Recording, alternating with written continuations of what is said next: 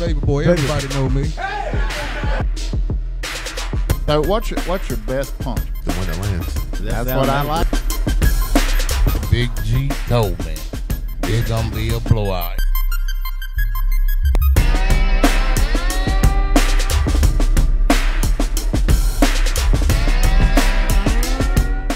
He just actually sent me a text. Said you can call me right now while I'm driving. Let's don't wait. Let's don't wait. Put him right there on your speaker. Hello.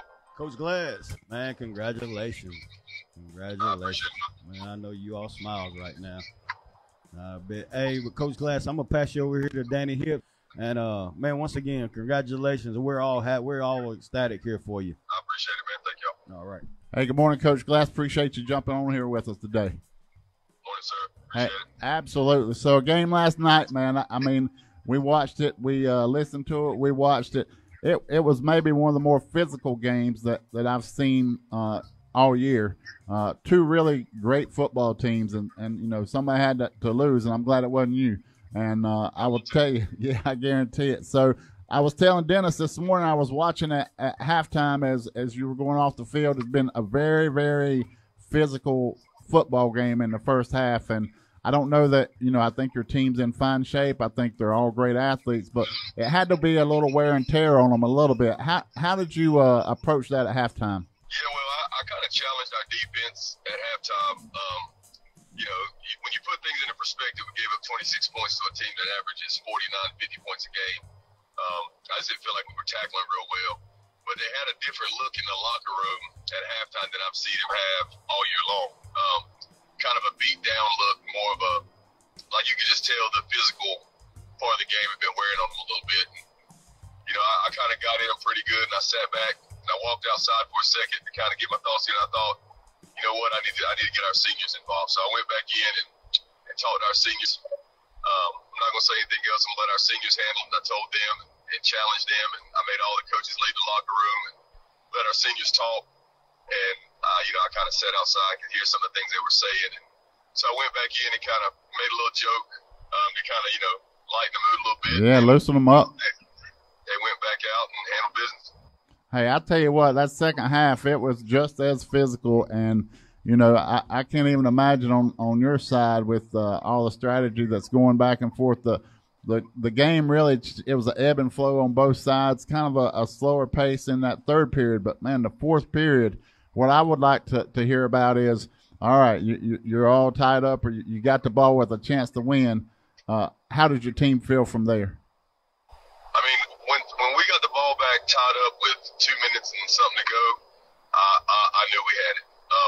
You know, I like it. I have a ton of trust in Brady Stover, ton of trust in Coach Natoli and our offensive staff.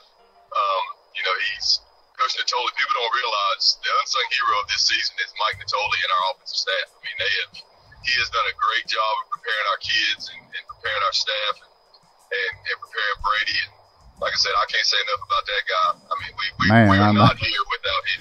Yeah, I agree with that 100%. But I'll tell you, you had so many people participating and stepping up to a higher level last night.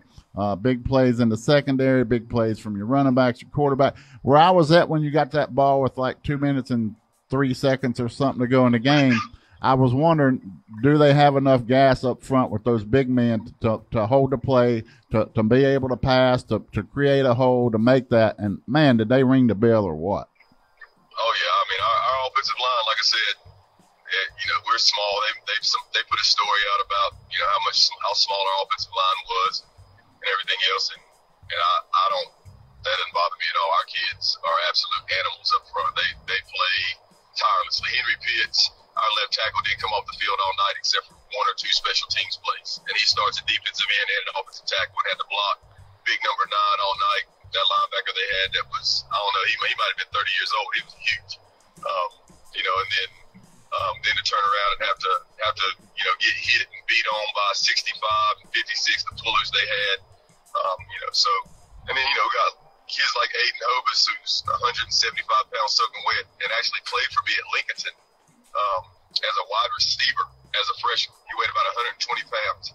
And he actually put on 20 pounds of muscle this summer and over time to bulk up for this season. So our little guys up front, they get after it. There's a lot of plays that they had a pretty solid running game and passing game as well. And so a lot of times running backs from 71st were able to get through that front line. But your secondary really stepped up. They had some – you talk about the weight and size difference on the line. So when those guys make it through that line, your cornerbacks and your safeties and those guys, they had a big task. But I really think that, throughout the game, there were several plays that was, one broken tackle away from a touchdown, and they stepped up all night as well. Yeah, we didn't tackle real well all night, and that was really the biggest challenge. We were just coming in trying to deliver kill shots instead of wrapping up and holding on for dear life. And going back and thinking about it, you have time to really, when you're in the moment, you're like tackle. But I don't know what I would have done if I am trying to form tackle and they're dragging me for 7 yards. They were just, I'm telling you, most physical all year, especially when they ran the ball. They were just so big, so physical, and we were undersized. And but we normally had, when we did play well, we had 6 or 7 guys, hanging on. And we might have got drugged for about 3 or 4 yards, but we found a way to see it through. Yeah, and a lot of times games like this, it comes down to mistakes or penalties or turnovers. And last night's game, there was only 1 turnover in the entire game, and that was the one you needed the most. Yeah, I talked about that in that other interview with Will Prince. He had a rough game. He came in, missed a few tackles and things like that. And the series before, I really lit into him, right on the sideline. He kind of went back at me a little bit, and I went back at him again and went down and had that last series. And I said, he comes to me and he goes, "Coach, I got you. I promise. I got you." I said, "All right, well, please get me then." And he comes with that big interception at the end. So he got you, Coach. He did. This is a kid that when 2 years ago, we moved him to safety, and he really was struggling and wasn't getting a lot of playing time because he wasn't wanting to come downhill and be physical. And he just took it upon himself. So I'm going to do it. Yeah. He started doing it, came in and figured it out. And he's had a great year for us. Yeah, and that'll be a lifetime memory for him. For him and a lot of those guys, Hickory is a very engaged community. You had a tremendous crowd there last night. I know a lot of those folks. I've seen some interviews during the season, and then also this week with some chatter from the 96 team and folks wanting to return that 88. From that team and wanting to see Hickory back at that level. And you got them there, Coach. You and your coaching staff have done a tremendous job. But what kind of support have you had from the community? Oh, it's unbelievable. It's been like that from day one. Our booster club's unbelievable. Just the community outpouring of support at games, and if we ever need anything, they're there. And our parents are absolutely great. They we don't hurt for anything. These boys don't hurt for anything when it comes to stuff that they need, and that could be from a pair of cleats to a meal. So our parents in our community are top notch. I've had great parents in the past, but our community and our parents is the best I've ever had. And this is year 23 for me, so they're unbelievable. Yeah, so, Coach, I've been holding on to a story all year, and I really wasn't sure if I was ever going to tell anybody about it. But when I got you here today, it was in the middle of the season somewhere, and you had told me about all the athletes and all that stuff. And sometimes you can have great athletes, but you also work on them being great people. And so one day I was had to do some stuff around Hickory, and it was a Thursday afternoon. Y'all had a light practice or a short practice, and I thought, well, before I go home, I'm going to run by Village Inn Pizza up here on 127. They got that good salad bar, that buffet, all that stuff. I was like, I'm about to put a hurt on that. So I'm in line up there, and there's 7 or 8 of your football players ahead of me. So every one of them go up, pay for their stuff. They all get the buffet. They're yes, ma'am, no, ma'am, thank you so much. They got mannerisms of just great raising. I think that comes from a community and the household both. But the bad thing about that was, man, they ate every pizza out there before it came out. It was bad. So I will tell you, you must have been working them good because they eat good. I can tell you that right now. They wore it out. Wore it out. But they really represented themselves, your football team, and their hunger very well. Yeah, that's a great group of kids. Hickory's dad, they have no idea. You know, I tell people all the time, like, I would have no problem whatsoever putting my kids right there in school with me. You know, they talk, you know, like I said, Hickory High School gets a bad rap. We've got this and we've got that and everything else. I mean, I leave my keys in my car every day and wallet sitting on my front seat. Not one time's it been touched. Yep. You know what I mean? Like, I know exactly what you mean. People have no idea how great of a school Hickory High School is. You know, every school's got its issues and everything else, but I mean, it's an unbelievable school and an unbelievable administration from the top all the way down. Yeah, I would agree with that, and I think that's a good reflection of those kids, their parents, that community, and in particular, Coach, your coaching staff. I'm gonna hand it off to Dennis. I think he's got a few things to ask. Hey, Coach Glass, I remember at the season, first of the season, you told us, you know, this is your best team you've ever coached, and obviously, you know, it is to go 15-0 and win a state championship. 16, ain't it? Hey, it's 16. 16. Yeah, get him, Coach Glass. 16-0. That last one was the main one. Yeah, the last one was the main one. But Coach, I've always said, and I remember I've asked this question plenty of times to Danny and other my friends. Like, I've always wondered why Hickory, you know, as big as the city of Hickory, they ought to have more state championships. But I've always said though, you know, players make coaches, but coaches put kids in great positions.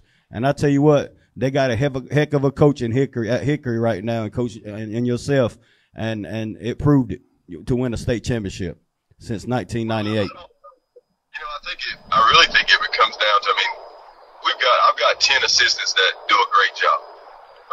You know, I talk about Coach Coffee and people like that. I mean, they do a great job. They love on our kids. They take a lot off of me. You know, not one person can do anything by themselves. And our assistants are unbelievable. I mean, we've got state championship assistants. You know, Coach Natoli, this is his third state championship. This is Coach Riddle's second state championship. You know, it's Coach Hop's second state championship. You know, we've just got really good guys that love our kids and love the game. And, you know, I try not to work them too hard, you know, but they do a great job. And I think that's the difference. And I don't care who you get. You can get, you know, Nick Saban in here, but if he doesn't have great assistants to follow out the plan that you have, you're not going to be very good. Yeah, so, I mean, that goes all back on our assistants and our administration for hiring. You know, I mean, Coach Kraft, Miss Tuttle, you know, for them to, you know, when I bring somebody to them and they say, okay, you want them? You sure? And I'm like, yep, sure do. And then they hire. Yeah. You know, so, you know, for them to have the trust in me to do that and things like that it makes the biggest difference in the world. Hey, that's awesome. That's awesome.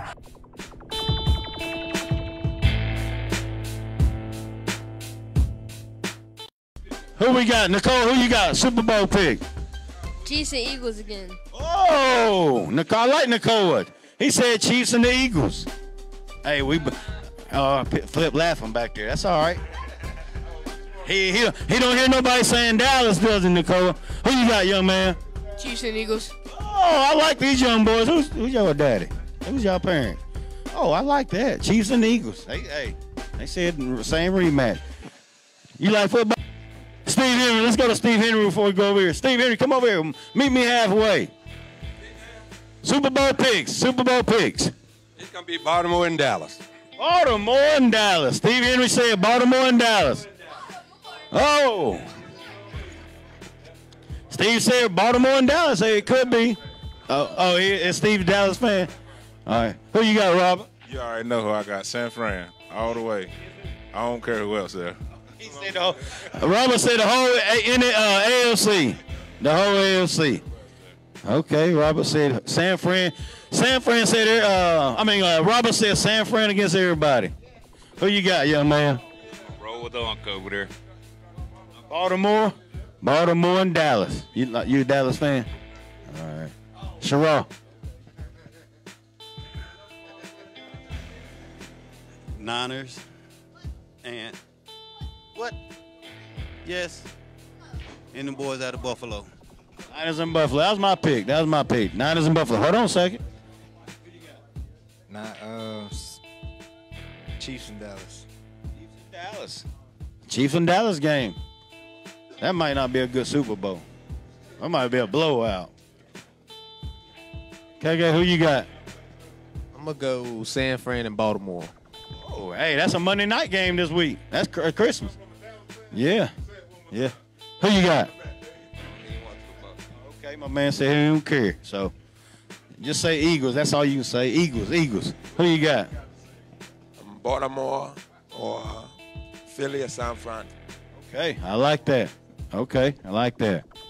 Flip. Please don't say it. Just think. Be smart now. Baltimore and Dallas. Oh man. Baltimore and Dallas. San Fran and Baltimore. San Fran and Baltimore. Eagles, you say Eagles? Oh, okay. He said, baby boy, your son said Eagles in the Super Bowl. I'm just telling you what he said. Dallas against the world. Oh. He said Dallas against anybody. Don't matter who they play. So Dallas again. Desmond, you going to talk now? Okay. Hi, we're back right now, back here at Flips Barbershop with Real Sports Talk. And on top of that, right now, we got a special guest, and it's a real food talk, I think. So we have the owner of Depot Deli, which is in North Newton. It's a great place to eat. I frequent there often, and I've never had anything bad there for sure. We appreciate the owner coming out with us today. We're going to spend a little time about that. How about introducing yourself to the folks? My name's Tito Iriarte, 1148 North Main Avenue, Newton. I want to start out by thanking you guys. I want to thank my good buddy Flip for inviting me out. Flip's a real special person to me, man. It's great people. We're fortunate to have guys like him in our community and business owners that care about the community and want to promote local. Hey, we like local, and I want to ask a couple questions on that. Whenever you are looking out for your business, how much of that is local, or how much of that do you get from folks coming in? But it's really imperative to have the support of the local community. Absolutely, we're all about supporting local, and when my wife and I started this thing, we wanted to do our best to support local. We get our beef and pork. We get it from our good buddy Aaron Bergen at the Farmer's Freezer. Yeah, we love Aaron Bergen. Aaron Bergen is a Blue Devil. A Blue Devil. That's right. Shout out to my boy Aaron Bergen. He's got a lot of great things going. He owns Farmer's Freezer. It's a local farm network where they get their beef and pork here locally. It makes a difference, folks. You know, it does. He supports a lot of different restaurants in this area, and that's farm-fed, grain-fed beef, and it's right. top notch. Right here in Mountain View. So shout out to the Farmer's Freezer, Aaron Bergen. We get our produce. We try to get our produce over here at Burton Farms. We do our best to source everything as local as possible. Yeah, that's good. That money stays in the community that way. That's exactly right. You know, these big chain stores, they're not supporting ball teams. They're not your neighbors. You know, so we try, like I said, to support local, and the quality is much better. It is, and the other piece I like is that you took a building that was maybe left to die, and you remodeled that building. You made something beautiful out of it, and not just the food. Talk about some of the activities that you do out there, the summer series, concert series, those kind of things. Talk about some of the other things that you have going on there. Thank you very much. That building was my wife bought it back in 2011, and it was pretty run down, and she bless her heart, she worked her butt off and got that thing up to speed, and she had a tattoo shop in there for a little while. And then and she shut that down, and then when me and her got together, we decided we want to do something. What we thought to ourselves, what does Newton need? And Newton, I said, Newton needs a good place where I can get a sandwich, a cold beer, and a place where I can come let my kids and dogs run around, and we have a nice outdoor green space out there where it's a great spot for families to come and enjoy. You can bring your pet. One of the good things about this whole adventure that my wife and I went on is we were able to do some fundraising and give back to the community a little bit. This is our second year of doing these fundraisers, and we did one for the backpack program, which provides food for less fortunate kids for them to take home, and we've raised in the last 2 years for the backpack program close to $10,000 awesome. worth of food awesome. and cash donations. So I'm gonna tell you one of the things that I don't like about Depot Deli. It's the only thing. The only thing I don't like is everything on the menu is so good. It is really torturing to figure out what you're going to pick to eat. I want to know your top 1 or 2, 3 sales that you get. Which one of these great sandwiches that you get here? Man, it's a tough one. Our beef sandwiches, our cowcatcher beef sandwich is a big seller. Like I said, we get that beef from the farmer's freezer, locally sourced, and it's a big one. Along with our you ain't just saying that because that's Dan's favorite, is it? No, I'm telling you the truth. Our steam engine Italian is huge seller. Everybody loves the Italian. We've had several people, even from up north, come down here and say it's the best Italian sandwich they've had. So our steam engine Italian is something special. If you like a good Italian sandwich, I'm telling you. Look, I grew up as a poor, lonely little white kid, and for me, it's that fried bologna. You know which one? That's the Whistle Stop. The Whistle Stop. It's got that thick fried bologna on that. Yes, sir. That thick fried bologna goes hard. And another thing that we focus on is the bread.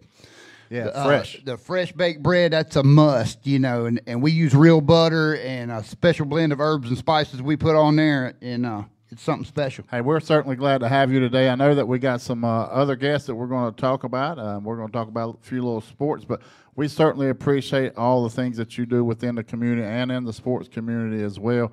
Wish you and your wife and your entire family continued successes in your future endeavors. Thank you so much. I'd like to give one more thing. On September the 30th, this month at Depot Deli, we're having a fundraiser for Wood for Warriors. That's another Aaron Bergen project. They supply free firewood to local veterans. And come on out, 6 p.m. The band's going to start. We're going to open the gates at 5, be selling barbecue plates. We got some great music. It's for a great cause. Come out and support Wood for Warriors. Follow us on our Facebook page for all the information. And thank you guys for having me, man. We're glad to have you, man. I appreciate y'all. Thank you, Flip. I know you're watching, buddy. We missed you. Hey, and let me just tell everybody out there something else. If you'd like to be on this podcast or you'd like to have your business name on this podcast, we can hook you right up. We have a lot of different advertisement options. We can put you on the flip side breaks coming to or going out of, and then we can also put you on the midsection breaks, and we can advertise and we can work with you directly to put some videos or some other things that you'd like to have on that. Just reach out to us. We've got options and we've got packages. So right quick, we'll take another real quick break and we'll be back with some sports talk. Thank y'all so much. All right, catch you on the flip side. Yes, sir. And we got him here right now, Jeremy Hit 'em Holloway. Danny? Hey, we're glad to have you here today. Tell us a little bit about your story and about your journey so far. So far, the journey's been pretty good. It's been the ups and downs, of course, with any other story. But so far, the ups have outweighed the downs. We've been at it now 16 weeks. We just had the first one back in August out in New Mexico. Didn't get the decision that I felt like I deserved because the fight ended in a draw. But we left with some positive notes, left with some good energy, and they brought me right back. So yeah, so that trip to New Mexico and that fight there compared to Columbia, South Carolina, that's going to be a big difference because the elevation in New Mexico is huge. But I will tell you now, that elevation takes a lot of air out of you. Do you feel anything different out there fighting in New Mexico at those higher elevations? Oh, definitely. I definitely felt that. I was telling my coach when I came back in and we're going out for the 5th round, I was like, man, I can't breathe. Like my lungs were physically on fire. I kind of took that round off, but again, I thought I had the other 4 in the bag, so I was just good to make it out. Yeah, so I don't know if people remember, and I'm not a fan of them, but I was pulling for them on this time. Coach Jim Valvano took his team out to Albuquerque, New Mexico early for some of their NCAA basketball tournament stuff, and it has a tremendous impact. So who's your opponent coming up? My opponent coming up is Cameron Van Camp. He's out of Indiana. Not sure where he fights out of. He just had his last 2 fights in the UFC. Granted, he lost by knockout, but the UFC veteran nevertheless, and I'm pretty sure he's going to be a game opponent. Yeah, so tell us on those fights right there, what's your repetition or what's your game plan for training to prepare yourself for that? For him, he's a bit taller. You know, he's think longer. Maybe we have the same reach, but the game plan doesn't really change. The game plan is to be first. You know, execute anything that I see openings and exploit them, and then this time, try to step on the gas a little more. Take advantage of the things that I neglected the last fight.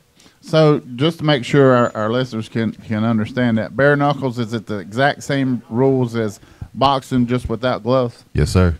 All right, there you go. Then you got some no kicking, right? No kicking allowed. Feet on the ground, feet on the ground. No. Now, if they kick, I mean, it'll be voluntary. Yeah. Like you're saying, it could happen, but it it's not could supposed happen. to. You know. So what's your best punch? Which one is your money maker? The one that lands. The one that lands. That's what I like. Great. I like it.